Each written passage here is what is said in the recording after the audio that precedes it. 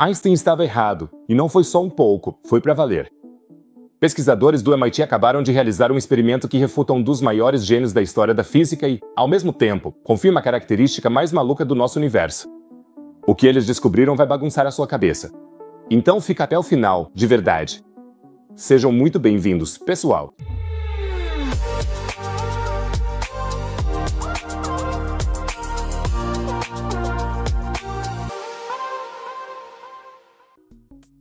Ok, pessoal, vamos começar com uma pergunta complicada. O gato de Schrödinger está vivo ou morto? Escrevam a opinião de vocês nos comentários. É disso que vamos falar hoje. Física quântica e um erro de Einstein. Não vacile e já se inscreve no canal agora mesmo. Assinar é de graça, vocês nunca mais vão perder um vídeo novo sobre as descobertas mais malucas da ciência e ainda vão me ajudar muito. E quem já se inscreveu pode ajudar muito dando um like no vídeo. Talvez a gente bata 5.000 curtidas. O algoritmo do YouTube adora isso. Muito obrigado, pessoal! E agora, vamos imaginar que pudéssemos viajar para o passado e encontrar o Einstein pessoalmente. Batemos na porta dele em Princeton, ele abre com aquele cabelo bagunçado e dizemos: Senhor Einstein, viemos do ano de 2025 e infelizmente temos que lhe dizer, o senhor está errado. Provavelmente ele ia achar que a gente é maluco, pelo menos de início, mas foi exatamente isso que acabou acontecendo, de certa forma. Pesquisadores do Instituto de Tecnologia de Massachusetts realizaram a experiência mais famosa da física quântica em uma versão totalmente nova, refutando Einstein de uma vez por todas.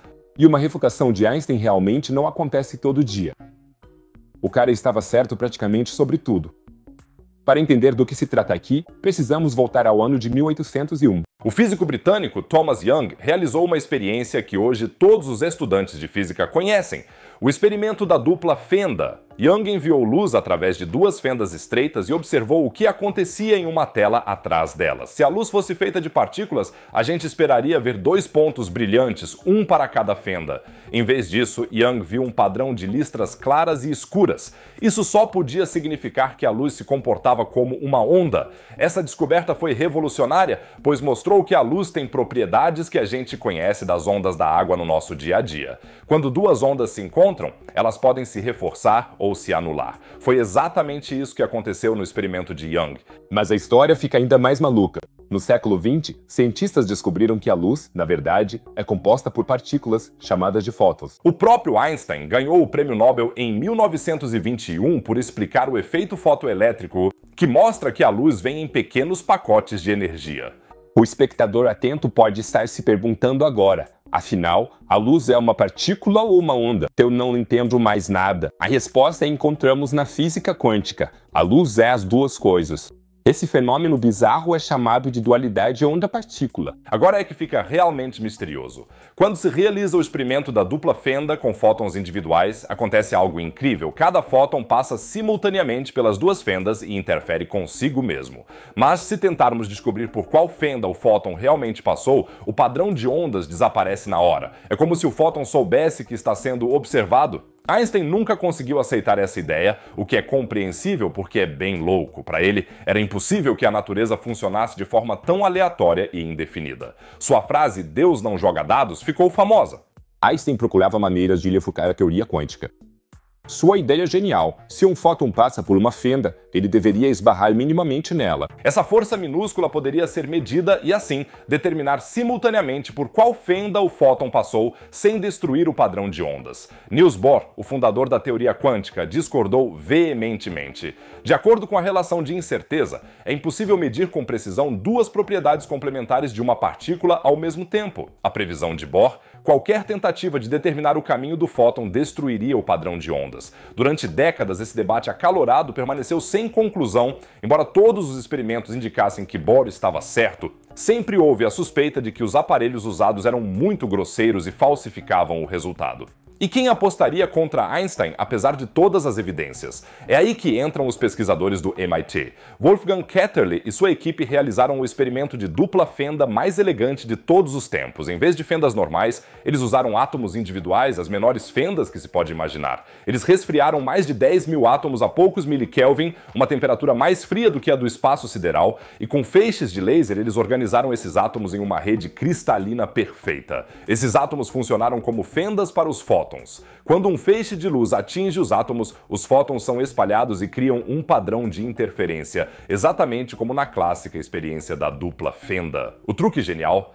Os pesquisadores conseguiram controlar a imprecisão dos átomos. Quanto mais imprecisa a posição de um átomo, mais fácil ele sente o fóton que passa e mais a luz se comporta como uma partícula.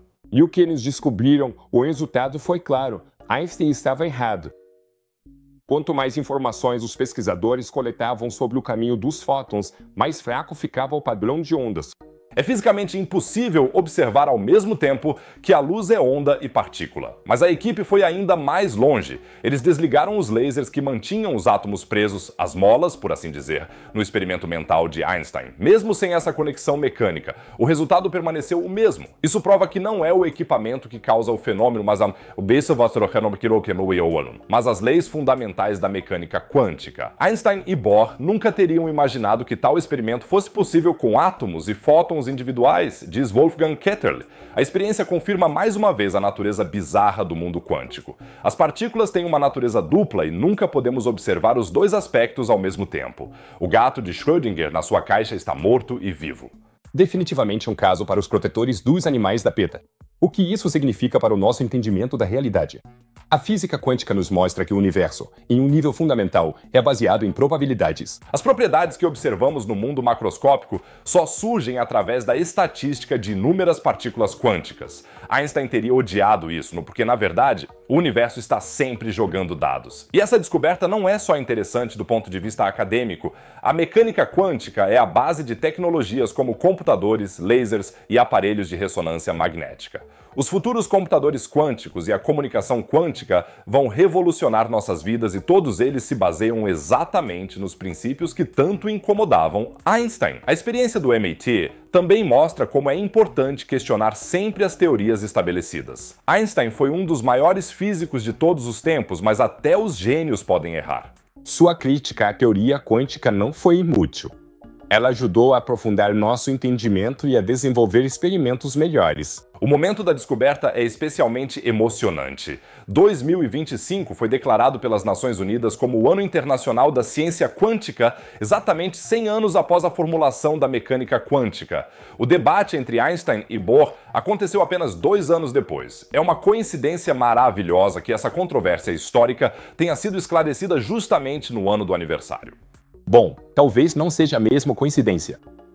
Um pensamento que sempre me vem à cabeça quando leio algo sobre os efeitos da física quântica é: e se todo o universo dependesse da nossa observação? Quando olhamos, o universo parece ser como o conhecemos, mas como ele é quando ninguém está olhando. É um pouco assustador pensar nisso. Escreva nos comentários o que você acha.